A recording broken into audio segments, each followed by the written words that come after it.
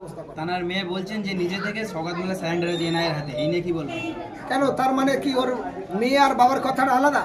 বাবা বলেছে আমার গলা কেটে দাও, আমার নামে সারা পশ্চিমবঙ্গে কিছু নেই, আমার নামে একটা ঘুটের কেস নেই, আমি স্বচ্ছ মানুষ।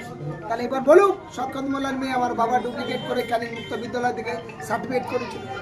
শওকত মোল্লা বলুক আমি যার কাছে টিউশনি পড়তাম সেই শাহজাহান মাস্টারের কাছে টিউশনি গোপনে পড়েছি, আমি ইংরেজি জানি না, আমি একটা মাদ্রাসা জাল সার্টিফিকেট করেছি। এবার শওকত মোল্লা বলুক এগুলো, আমি তো আজকেরে বলছি না। আমি শওকত মোল্লার শুরু থেকে তীব্র বিরোধিতা করে এসেছি ওর অন্যায় অত্যাচারের বিরুদ্ধে। আজকে যে তৃণমূল হেরেছে বলে কথা বলছি না, হোসেন গাজী মানবাধিকার সংগঠন চালাই, আমি কোনো দল দেখিনি, কোনো ক্ষমতাসীন ব্যক্তি দেখিনি। কে গুন্ডা, কে মোস্তান, কে পুলিশ, কে এমএলএ এমপি বয়ে গেছে, আমার অন্যায় যে করেছে তার বিরুদ্ধে বলেছি। আমি যে ধর্মের জন্মেছি, আমার ইসলাম শিখিয়েছে অন্যায় দেখলে প্রতিবাদ করো, বাউ থাকে রোখো, না পারলে মন থেকে ঘৃণা করো, কিন্তু অন্যায়কারীদের সাপোর্ট করো না। এই শওকত মোল্লা আর পরেশ দাস মিলিয়ে ঘুটিয়ারি শরীফ, তালদি, ক্যানিং, জীবনতলা, টাংরাখালী, বাসন্তী সর্বত্রভাবে হিরোইন ব্যবসা চালিয়েছে, লোক দিয়ে এজেন্ট দিয়ে ব্যবসা করিয়েছে। এরা নারী পাচারের সঙ্গে যুক্ত হয়েছে, মেয়ে বিক্রি করেছে।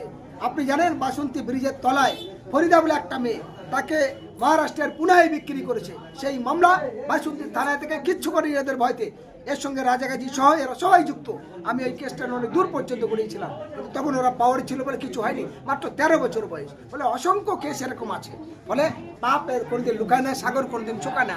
তাই মানুষের অভিশাপে বিষাক্ত হয়ে সরকার গেছে, এরাও সব এক এক করে জেলে যাবে। আর যদি সঠিকভাবে তদন্ত করা হয়, তৃণমূল পরিচালিত যতগুলো পঞ্চায়েত প্রধান, পঞ্চায়েত মেম্বার সমিতি আছে, প্রত্যেকের কিন্তু জেল অপেক্ষা করছে, কেউ রেহাই পাবে না। ফলে এখন আপনাদের মাধ্যমে বলতে পারি, আপনাদের চ্যানেলের মাধ্যমে বলতে পারি, তাদের বাঁচার একটাই উপায়, প্রত্যেকটা পাড়ায় পাড়ায় ভাই আমি 20,000 টাকা নিচ্ছি ঘরের জন্য, টাকা ফেরত নাও। তোমার 100 দিনের টাকা খেয়ে নিচ্ছি, টাকা ফেরত নাও। বিধবা ভাতা খেয়েছি, ফেরত নাও।